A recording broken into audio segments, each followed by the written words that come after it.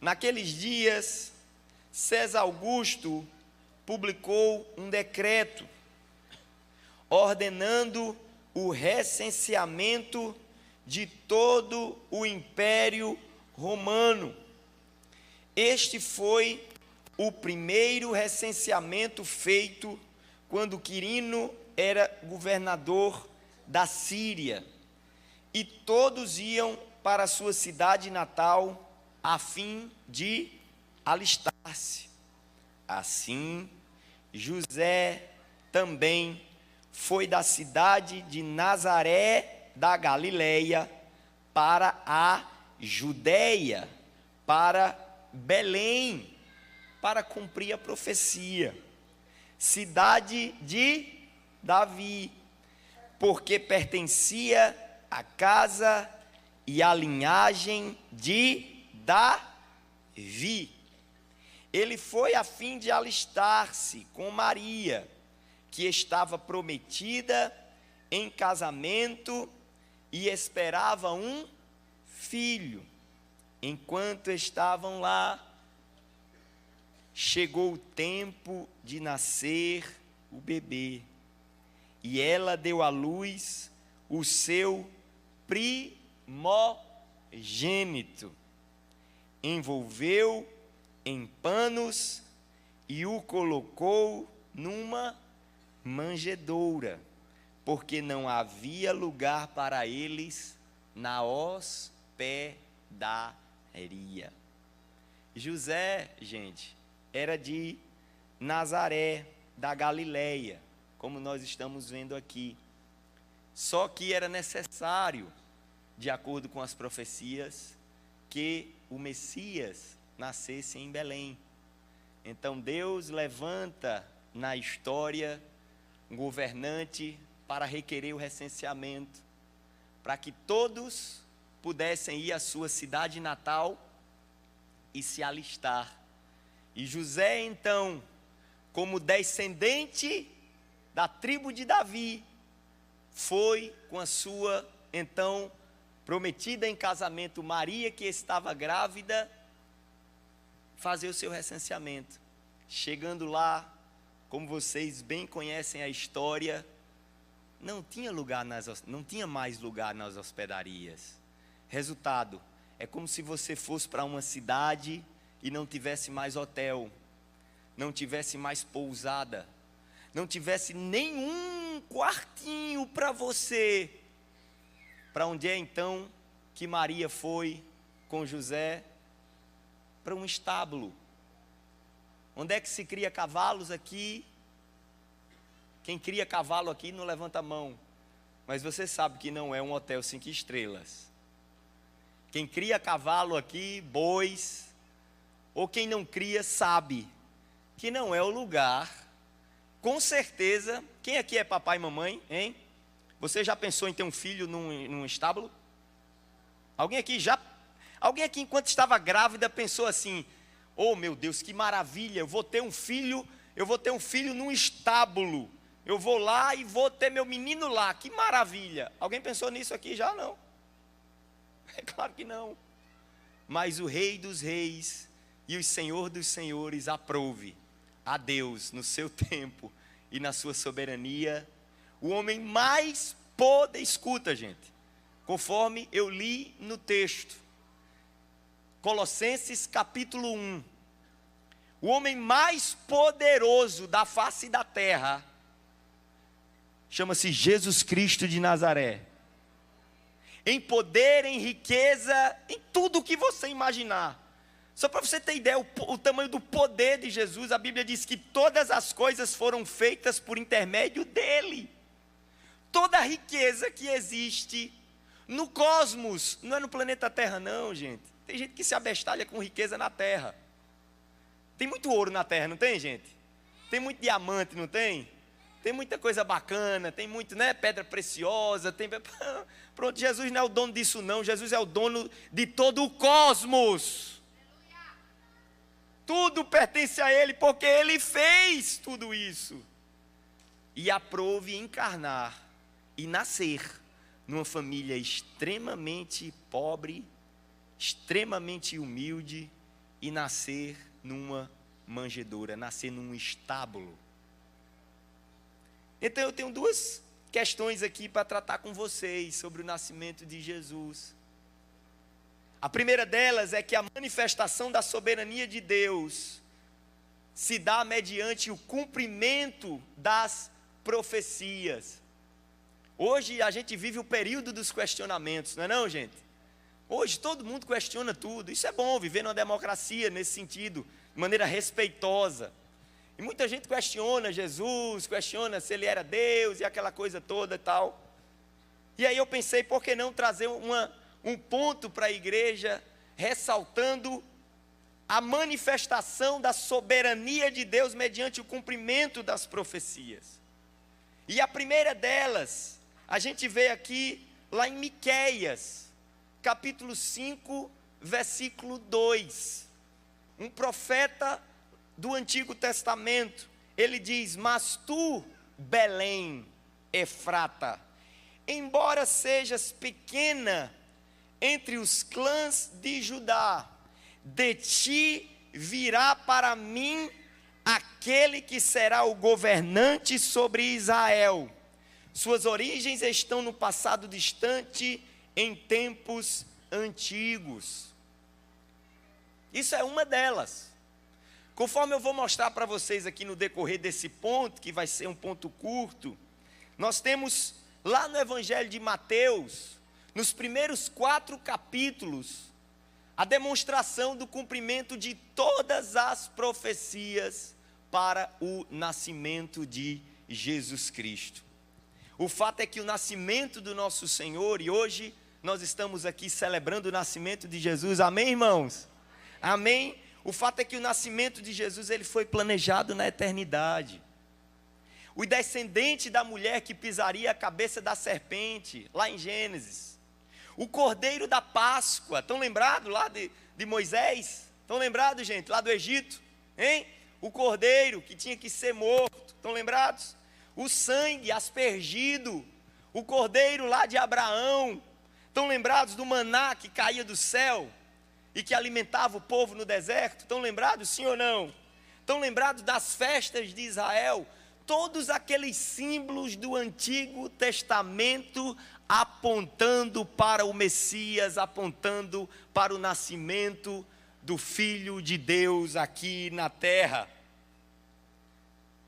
Para vocês terem ideia, depois, se quiserem ler com mais atenção, o Evangelho de Mateus, do capítulo 1, versículo de 17, até o capítulo 4, versículo 17, nós temos o cumprimento de 7 profecias. É interessante como a Bíblia tem um carinho pelo número 7. E aqui não venha com questão de numerologia não, tá? Um carinho especial com o número 7. 7 dias para a criação. Josué e seus homens marcharam ao redor de Jericó quantas vezes? 7 vezes. O livro de Apocalipse apresenta quantas cartas escritas de Jesus a quantas igrejas? 7 cartas destinadas a 7 igrejas, bem como os 7 selos, 7 taças e 7 trombetas. E tem gente que diz que tudo isso é obra de homem, que foi o homem que foi lá, criou a Bíblia, né? Realmente é muita fé, meu filho. Ó, você que está aqui e crê que a Bíblia é um conjunto de livros escritos por uma cavilação humana, que foram lá engendrar, vamos engendrar aqui a criação de uma religião. Eu tenho um colega que ele quer me convencer, afina a força. Eu digo, meu filho, é uma pena, porque a sua fé é muito maior do que a minha. Você está querendo me convencer que um grupo de homens se reuniu, forjou um livro dessa magnitude para criar uma religião? É a mesma fé de quem crê no Big Bang. É a mesma, é muito maior do que a minha. Eu creio num Deus soberano. Eu creio num Deus todo-poderoso, Criador dos céus e da terra, que tem poder simplesmente para conduzir a criação da sua revelação da Escritura Sagrada. Amém, gente? Seria impossível para Deus fazer isso, sim ou não? Não. Frequentemente se refere ao número 7 como o número da perfeição. Veja que o número 666 está aludindo a um fato de não ser o quê? O 7, 7, 7. Já pararam para pensar sobre isso? Que o meio, meia, meia é o quase, mas não é. Veja que Satanás, ele é sempre tido nas Escrituras como aquele que quer ser, aquele que aparenta ser, aquele que está quase, mas não chega nem no chulé. E ele é tão astuto e tão ardiloso, que conforme eu preguei aqui no nosso advento, na nossa série do advento, sobre a volta de Jesus, e ele terá tanto poder nos últimos dias, que a manifestação do seu poder na terra vai inclusive quase confundir os eleitos. Vocês já pararam para pensar o que pode nos confundir, gente? Alguém já parou para pensar em que o anticristo pode nos confundir? E abalar, porque veja, quando fala em confundir os eleitos, sabe o que significa? Jogar uma dúvida profunda na nossa fé. Colocar em xeque e em dúvida o nascimento de Jesus. Colocar em xeque e em dúvida a soberania da Escritura. Colocar em xeque e em dúvida o poder de Deus sobre a terra. O fato é que ele é meia, meia, meia. Mas nós cremos no 777. Amém, irmãos? Nós não cremos no falsificado, nós cremos no verdadeiro. Satanás, ele é poderoso, mas nós cremos no Todo-Poderoso. Você pode dar uma glória a Deus por causa disso? Ao descrever o nascimento de Jesus e o período antes dele começar a pregar, depois você confere lá em Mateus. A criança Jesus nasce de uma virgem, isso foi profetizado. Depois eu posso mandar para vocês os textos correlatos. O nascimento é na cidade de Belém. 2. A fuga para o Egito e o consequente retorno. 3. O massacre dos inocentes em Belém. 4. A residência em Nazaré. 5. O ministério do percussor João Batista. 6. E o começo do ministério de Jesus nas regiões do norte, onde as pessoas que andavam em trevas viram uma grande luz. Tudo isso profetizado. E o que dizer em Isaías? Um texto célebre, que nós não podemos nunca deixar de recitar, e nós não podemos nunca deixar de falar, que é Isaías capítulo 9, do versículo 6 ao 7. Podemos passar aí, pessoal do nosso multimídia, guerreiros, por falar nisso, gente. Como é bom, como é maravilhoso chegar na igreja e verificar os nossos irmãos do trânsito. Vocês viram os amarelinhos ali? Vocês acham que eles são da prefeitura, é? Hein? É não, gente. Aqueles amarelinhos ali são irmãos e irmãs que se dedicam a Deus o seu tempo para estar ali no sol, cuidando do nosso carro, cuidando do carro de vocês, estando ali. Quando a gente chega, você é bem recebido pelo pessoal com a camisinha preta, já viu? Sejam bem-vindos. Você chega aqui, está vendo o pessoal filmando, olha para trás, ó. Vê aí o pessoal na câmera, ó, o pessoal olha para trás, ó, tá vendo? Quando você está aqui, ó, tem um servo ali do Senhor ali, ó, filmando ali, ó, outro naquela outra ponta ali, outro naquela outra ponta ali, tá vendo? Tudo isso aqui é servo. Temos uma nossa serva aqui, ó. Celebramos 19 anos, foi, Cecinha? Nosso ministério de Libras, que fala para os nossos surdos. Deus abençoe vocês. Vamos aplaudir o Senhor na linguagem dos surdos. Ó, Deus abençoe vocês poderosamente. Tudo isso é serviço, gente. E eu não posso perder a oportunidade. Vamos aplaudir agora o Senhor pela vida dos nossos voluntários. Louvado seja Deus. Louvado seja Deus. Tudo isso aqui, gente, é o trabalho dos nossos voluntários. Eu estimulo você no ano 2024. Dedique uma parte do seu tempo. Tire um pouco da riqueza, da sua riqueza, que é o seu tempo, para abençoar, para enriquecer a vida de alguém. Amém, gente? Então, Isaías 9, olha que coisa linda. Isso foi profetizado, gente, 700 anos antes do nascimento de Jesus. Quantos anos o Brasil tem de colonização aqui de Portugal? Quantos anos, hein? De descoberta, né? Hein? 500. Esse texto que a gente vai ler tem 700 anos. Pouca coisa. Olha o que diz. Vamos ler junto? Vamos? É um textão lindo. Vamos ler junto? Vamos lá? Vamos? Como uma orquestra, como um coral. Beleza? Vocês estão comigo, sim ou não? Vamos lá? Quando eu disser já, a gente começa a ler, beleza? 1, 2, meia aí, já. Filhos foi dado, ele está sobre os seus ombros, e ele será chamado maravilhoso, conselheiro, Deus poderoso, Pai eterno, príncipe da paz. 7. Estenderá o seu domínio e haverá paz sem fim sobre o trono de Davi e sobre o seu reino, estabelecido e mantido com justiça e retidão, desde agora e para sempre. O zelo do Senhor dos Exércitos fará isso. Você pode aplaudir o nome de Jesus. Deus é soberano. Ele nunca perde o controle. A história está no domínio das suas mãos. Isaías agora capítulo 11. E aí eu vou ler e vocês vão acompanhar. Olha que profecia poderosa. Essa de Isaías capítulo 11, do versículo 1 ao 9. Um ramo, agora eu vou ler e vocês vão acompanhar, tá? Um ramo surgirá do tronco de Jessé. Quem foi Jessé? Foi o pai de Davi. E das suas raízes brotará um renovo. Aleluia. O Espírito do Senhor repousará sobre ele.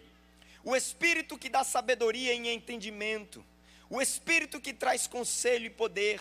O Espírito que dá conhecimento e temor do Senhor. E ele se inspirará no temor do Senhor.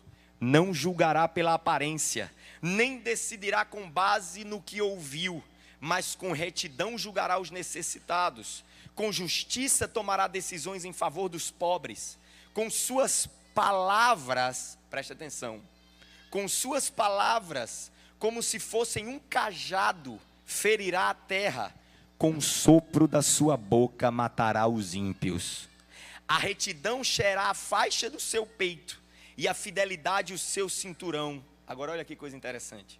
O lobo viverá com o cordeiro, e o leopardo se deitará com o bode. O bezerro, o leão e o novilho gordo pastarão juntos, e uma criança os guiará. A vaca se alimentará com o urso, seus filhotes se deitarão juntos, e o leão comerá palha como o boi. A criancinha brincará perto do esconderijo da cobra. A criança colocará a mão no ninho da víbora. Ninguém fará nenhum mal, nem destruirá coisa alguma em todo o seu santo monte, pois a terra se encherá do conhecimento do Senhor, como as águas cobrem o mar. Sabe o que é isso aqui? A volta de Jesus. Isaías profetizou o nascimento, se cumpriu. Profetizou como seria, se cumpriu. E isso aqui também vai se cumprir, amém, irmãos? Porque a palavra de Deus não se cumpre pela metade. O Natal e o que vem depois está profundamente fundamentado, portanto, no Antigo Testamento. Em cada movimento, Jesus estava cumprindo um papel que havia sido previsto por mais de 1 milênio de profecias. Nenhum aspecto do ministério da redenção do Messias aconteceu sem que tivesse sido antecipadamente considerado. É como Paulo diz lá em Gálatas capítulo 4, versículo 4. Na plenitude do tempo, Deus enviou seu Filho nascido de mulher e nascido sob a lei. Na plenitude do tempo, Jesus nasceu. E na plenitude do tempo, Ele voltará para buscar a sua igreja. Amém, gente? Nós batemos muito isso no nosso período do advento, na nossa preparação para o Natal. O Natal deve nos lembrar, sim, o nascimento de Jesus.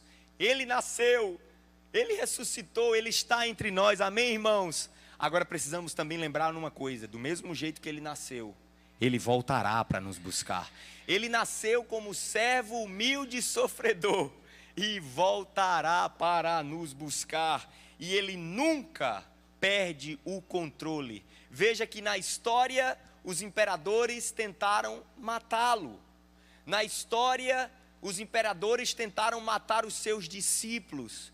Na história, tentaram sufocar os cristãos, tentaram sufocar o Cristo, ao ponto de acusarem Jesus de morte. Mas ninguém matou Jesus, porque ele mesmo se entregou. Amém? Mas me diga uma coisa, como está o cristianismo hoje na face da terra? Está explodido. O Espírito Santo está levantando. Os dias são maus, amém, irmãos? Mas a igreja do Senhor avança cada vez mais. Você percebe isso? Você percebe que quanto mais se tenta calar a igreja, quanto mais se fala em reescrever a Bíblia, quanto mais se fala em perseguição, mais nós crescemos na face da terra. Por quê? Porque é o Espírito Santo de Deus cumprindo a sua agenda. Deixa eu dizer uma coisa para você, aplicação prática para a nossa vida. Deus tem uma agenda para mim. Deus tem uma agenda para você. Você acha mesmo que homens são capazes de interferir, ou de desfazer, ou de interromper a agenda que Deus tem para um filho? Hein? Então por que desespero? Nascimento de Jesus é um momento de perguntar: por que desespero? Por que ansiedade? Por que pânico? Por quê? Se Deus tem o domínio da história, e Ele demonstra através das profecias, que Ele cumpre o que Ele promete, pode ter certeza, Ele vai cumprir o que Ele prometeu na vida de você, na vida dos seus filhos. Fala para o irmão que está do teu lado: descansa em Deus. Natal é momento de refletir acerca do descansar em Deus. O nascimento de Jesus, toda vez que eu, particularmente, Davizinho aqui, que vos fala, quando eu olho para uma manjedoura e eu vejo, né, os presépios, na casa da minha avó tem um presépiozinho, é lindo, eu vejo ali os bichinhos, Jesus na manjedoura, tal, eu acho bacana aquilo, eu me lembro do nascimento de Jesus. Sabe o que me vem à mente? Cada simbologia traz a nossa mente, né? Pergunta para o irmão que está do teu lado: o que vem à sua mente quando você pensa no nascimento de Jesus? Você já parou para pensar? O que vem à sua mente? Sabe o que vem à minha mente? E por isso esse é o primeiro ponto da minha mensagem, e não fique preocupado, tá? A mensagem só tem 2 pontos. Depois desse eu vou para o último. Sabe o que vem à minha mente? A total e completa soberania de Deus sobre a história. Tentaram matar Jesus. Tentaram matar as crianças. Lembra dos reis magos? Onde é que está o rei dos judeus? Opa, rei? Que conversa é essa? Mata todo mundo aqui que não tem rei, não. O rei sou eu, Herodes. Mas ninguém pode atrapalhar, ninguém pode nos afastar do amor de Deus. Ninguém. Não esqueça disso. Natal, hoje, quando você estiver com a sua família, ceando, faça essa oração agradecendo a Deus e louvando a Ele, e crendo em confiança. Deus é soberano sobre a história. Deus é soberano sobre a minha vida. Deus é soberano sobre tudo e sobre todos. E 2024 é ano de cumprimento das promessas dEle para a minha vida. Amém, irmãos? Deus nunca perde o controle. E por fim, se Deus Ele manifesta a sua soberania mediante o cumprimento das suas profecias, eu queria trazer um segundo ponto de reflexão, que é uma segunda coisa que me chama muito a atenção, mas é de ser intrigante, ainda mais hoje que nós vivemos a era da ostentação, não é? Nas redes sociais, uma era da ostentação, de cintos, de barcos, de carros, de sapatos, de bolsas, e disse, de aquilo, e a rede social está repleta. E os sabidos, gente, descobriram que quando você ostenta na rede social, você ganha dinheiro dos trouxas. Sabia disso? A neurociência explica. Porque é o seguinte, preste atenção, tu que está dando dinheiro para trouxa, para sabido, aliás, tu que é trouxa e está dando dinheiro para sabido, preste atenção qual é a sacada. A sacada é o seguinte: eu vou mostrar riqueza, eu vou mostrar tudo isso, e vou dizer que o universo conspira ao meu favor, e que se você comprar o meu curso, se você comprar os meus produtos, o universo vai conspirar ao seu favor também. Ah, rapaz, é mesmo, né, Davi? Que leseira. Eu dei tanto dinheiro para a besta. Pronto. Então, nesse período de ostentação, e rede social expõe muita coisa, né? Eu fiquei a me perguntar, por que Jesus, o homem mais rico da face da terra, da história do universo, criador, dono de todo o ouro, de toda a prata, por que Jesus escolheu ser um homem tão pobre, tão simples e tão humilde? Alguém já se parou para perguntar sobre isso, não?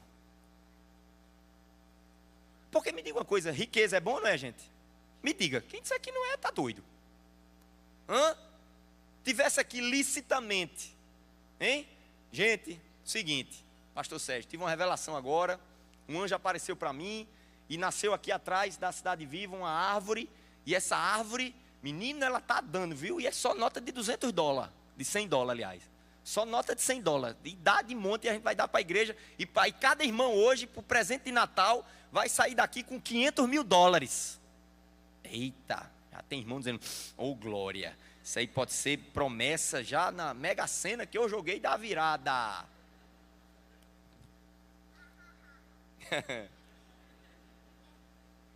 Gostou, né, meu filho? Aí papai vai comprar um carro elétrico, né, aquele negócio lá todo. Um drone para tu sair voando em cima dele. Por quê? Por quê? Isso me intriga. E aí eu me lembro, eu refletindo sobre isso, e é o segundo ponto. Primeiro ponto é a soberania de Deus sobre a história. E o segundo ponto é o duplo esvaziamento de Cristo. Por que duplo? Porque Jesus se esvaziou duplamente. Ele se esvaziou de ser Deus, do poder de Deus, e se esvaziou da riqueza humana e do conforto humano. Você já parou para pensar sobre isso? A gente sempre prega Filipenses capítulo 2, que Jesus se esvaziou da condição de ser Deus, só que ele podia ter vindo como filho de um bilionário, ou podia ter vindo como um filho de um grande rei poderoso. Já parou para pensar sobre isso, sim ou não? Hein, gente? Olha o que diz Filipenses capítulo 2, do versículo 5 ao 11. Olha que coisa interessante. Seja a atitude de vocês a mesma de Cristo Jesus, que embora sendo Deus, não considerou que o ser igual a Deus era algo que devia apegar-se, mas esvaziou-se a si mesmo, vindo a ser servo, tornando-se semelhante aos homens, e sendo encontrado em forma humana, humilhou-se a si mesmo, e foi obediente até a morte e de cruz. Por isso, pelo fato dele ter sido obediente, pelo fato dele ter se esvaziado, Deus o exaltou à mais alta posição e lhe deu o nome que está acima de todo nome, para que o nome de Jesus se dobre todo o joelho no céu, na terra e debaixo da terra, e toda língua confesse que Jesus é o Senhor, para a glória de Deus Pai. E aí, pastor, na história, muitos pregaram sobre a doutrina da pobreza, de que a prosperidade está na pobreza. Só que quando a gente olha para a Bíblia, a gente vê homens como Davi, um homem segundo o coração de Deus, que só da sua riqueza pessoal para a construção do templo, estima-se que Davi doou cerca de $6 bilhões. Da riqueza pessoal, não é do reino não. Davi, para construir o templo de Jerusalém, ele doou dele, riqueza pessoal. Hoje estima-se que era uma quantia em torno de $6 bilhões. A Bíblia, e é um homem segundo o coração de Deus. A Bíblia também fala de homem riquíssimo, como Abraão, o pai da Fé. A Bíblia fala do homem mais rico do Oriente. Quem era o homem mais rico do Oriente? Quem conhece Bíblia aqui? Jó. Rapaz, eu vou dizer uma coisa, você ser o homem mais rico do Oriente. E o que Deus diz em relação a Jó? Quando conversando com Satanás, o que ele diz? Não conheço o homem mais justo. Eita. E agora, Davi? Agora tu botou uma caraminhola na minha cabeça. Mas eu vou tirar a caraminhola da cabeça de você, para que você entenda uma coisa. A questão não é a riqueza, nem a pobreza.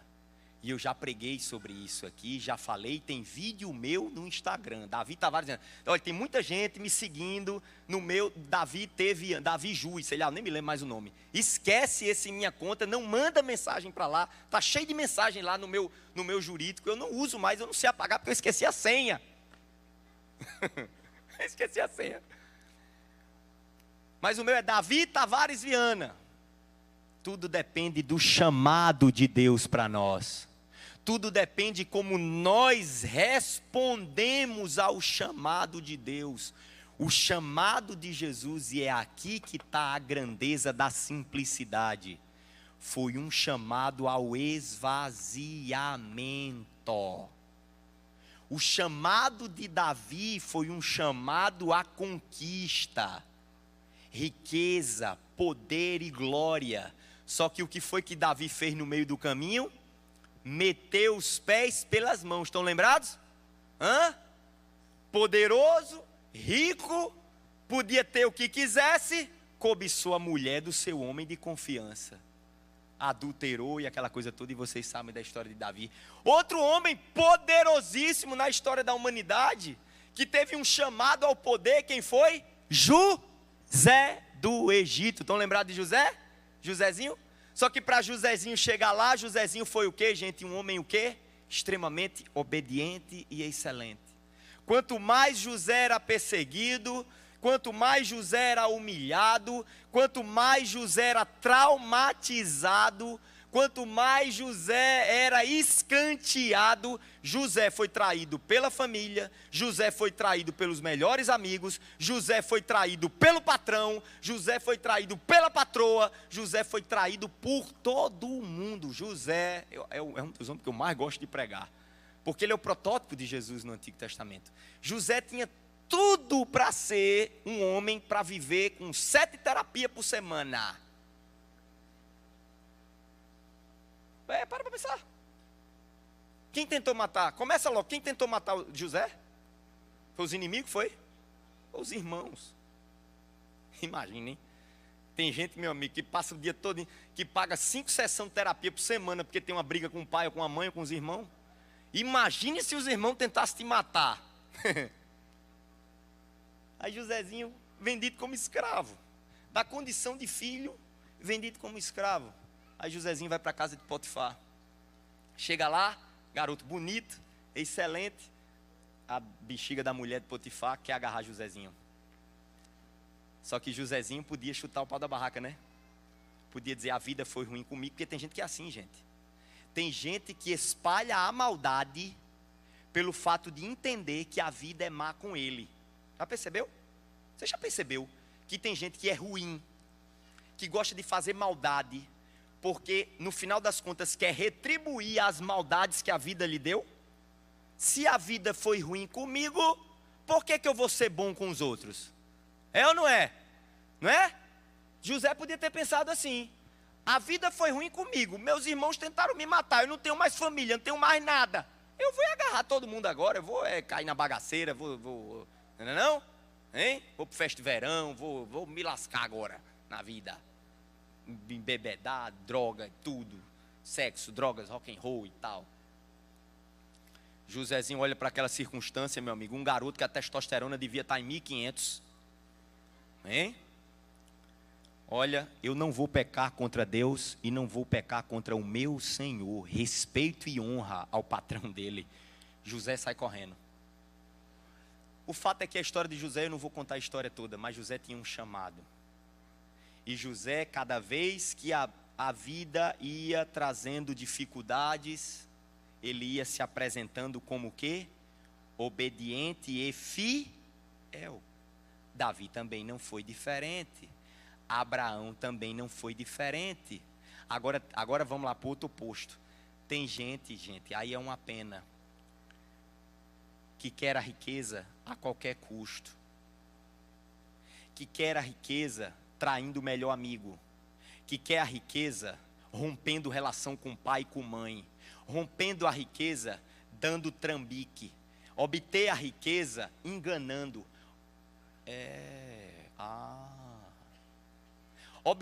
Depois que tem a riqueza, lá vai, estou aqui. Vocês estão percebendo que eu estou fazendo os cortes, não estão?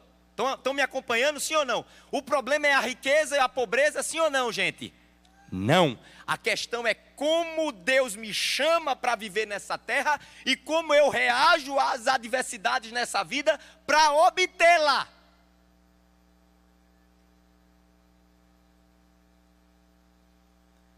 Vou fazer agora 20 anos aqui na Cidade Viva. E eu acompanho, é interessante, os ciclos. O irmão chega pobre, liso, lascado. Termina o curso na rede livre, rede, vixe Maria, nuvem. A cabeça tá boa. Lascado, estudando, pastor, dificuldade, só tem um dinheiro para pagar o passe do ônibus e tal, pá, não sei o que, luta desgraçada. Madrugada, e ora, e culto, e vigília, e vem, e serve 200 horas no louvor, toda hora e tal, e Deus me abençoe, Aí ganha o primeiro emprego, já começa a diminuir a frequência na igreja, aí vai ascendendo, Deus começa a abençoar. Tu conhece gente assim ou não? Eu conheço, olha, de bolo, sabe por quê? Porque Deus estava ocupando espaço na tua vida quando tu não tinha nada. Quem não tem nada, qualquer coisa serve. Concorda, igreja, sim ou não? Repete comigo, quem não tem nada, qualquer coisa serve. Então Deus, pastor está dizendo que Deus aí vai abençoar, vai dar, então eu vou para o culto. Eu vou servir, eu vou fazer, eu vou não sei o quê. Aí quando Deus abençoa, quando vem a prosperidadezinha, rapaz, estou com preguiça, vou nada servir, vou nada, eu estou morto de cansado, vou nada. Sabe por quê? Já tem um Deus instalado bem bacaninha no seu coração. Esse Deus chama dinheiro, esse Deus chama poder, esse Deus chama fama. E vir para a igreja, servir aos irmãos, esvaziar-se ainda mais do que você não tem para o outro, é um grande peso. Gente, eu sei o que eu estou dizendo. Tem gente que para vir para a igreja já acha que está fazendo o maior sacrifício da terra. Eu fico imaginando Jesus me vendo, pensando assim, eu não vou botar vocês, eu vou me botar. Mas Jesus, a Bíblia diz, imagina, gente, Criador dos céus e da terra. Tu estava achando que Jesus se esvazia, larga tudo isso por causa de um chamado. O chamado à simplicidade e à humildade. E aí é um ponto que eu chamo a atenção para a igreja, para finalizar. O que me chama a atenção e chama a atenção na Bíblia, sabe o que é? A humildade e a simplicidade dos grandes. A humildade e a simplicidade de quem tem tudo. Hoje o cara junta um dinheirinho, junta um milhãozinho, junta uma besteirinha, junta... Parece um pavão. A gente está falando aqui do homem mais poderoso na face da terra. E eu queria aqui trazer algumas aplicações práticas para finalizar a mensagem. A primeira delas, precisamos reavaliar nossa questão de poder e grandeza. Temos que reavaliar isso. Isso desafia nossa compreensão de poder e autoridade. Nós temos que pensar acerca do nascimento de Jesus e como Jesus se comportou, de renunciar às riquezas da terra e renunciar o poder de Deus. A importância da humildade, gente. Em nenhum momento Jesus se exaltou. Em todo momento ele assumiu a forma de servo. Como Abraão, como José, como Davi, Outro homem poderosíssimo na história, Daniel. Servo. No nascimento de Jesus hoje, eu peço para que a igreja se coloque diante do Senhor e diga: Senhor, em que eu posso te servir mais nesse ano que se aproxima? Nascimento de Jesus é um convite à humildade, é um convite ao serviço. Você, meu filho, minha filha, que está me ouvindo pela rede social, eu tenho encontrado muita gente que me encontra: ei, pastor, hoje um cara me abordou, pastor, eu quero ver se o senhor é real mesmo, porque eu só lhe vejo virtualmente. Ele é de outra cidade, aí veio para cá. Você que está me ouvindo aí de outra cidade, de outro local, seja desafiado ao serviço nesse ano 2024, com o exemplo de Jesus, com o nascimento. Identifique-se com a humildade, com a humanidade. Tem gente que já saiu do chão de uma forma tal que perdeu a sensibilidade com o outro. Jesus, o tempo todo, na sua simplicidade e na sua humanidade, Ele está atento às nossas necessidades. E aí, gente, para você não ficar numa paranoia: ai meu Deus, agora como é que eu vou abraçar o mundo com a minha sensibilidade? Não precisa não. Seja sensível com aqueles que Deus colocou do teu lado. Seja sensível, amém, irmãos? Nascimento de Jesus. Pergunta à secretária que trabalha para você na sua casa se ela está precisando de alguma coisa. Pergunta a ela, vai. Você está precisando de alguma coisa? Como é que você está? Você está bem? Como é que está a sua saúde? Como é que está na sua casa? Como é que está a sua vida? Honestamente, gente, você já olhou no olho da pessoa que lhe serve? Uma pessoa simples. Você está precisando de alguma coisa? Já? Você já entrou num banheiro e uma pessoa está limpando o banheiro e você olhar no olho dela e dizer: Deus abençoe você. Você está bem? Você já fez isso? Hã? A vida vai nos fazendo, gente, e o pecado, perder a sensibilidade, a simplicidade, porque nós julgamos pela aparência. Agora, se entrasse aqui, fosse almoçar na tua casa ou jantar um multibilionário, um milionário, como é que você está? Está precisando de alguma coisa? No que eu posso lhe servir? Para onde é que eu posso? Porque a gente faz querendo alguma coisa em troca, não é não? Mas o que é que Jesus pode ter em troca de nós? Me diga. Me diga mesmo. O que é que Ele pode ter em troca de nós? Hã? Nada. Desapego material, gente. Aqui não é um convite para... agora a igreja vai jogar tudo para cima, abandona tudo, larga tudo e vamos ficar deitados numa rede esperando Jesus voltar. Não, vamos continuar trabalhando, vamos continuar lutando. Mas deixa eu dizer uma coisa para você. Banda, pode entrar, banda, chega. Mas deixa eu dizer uma coisa para você. Seu filho vale mais do que o que você tem.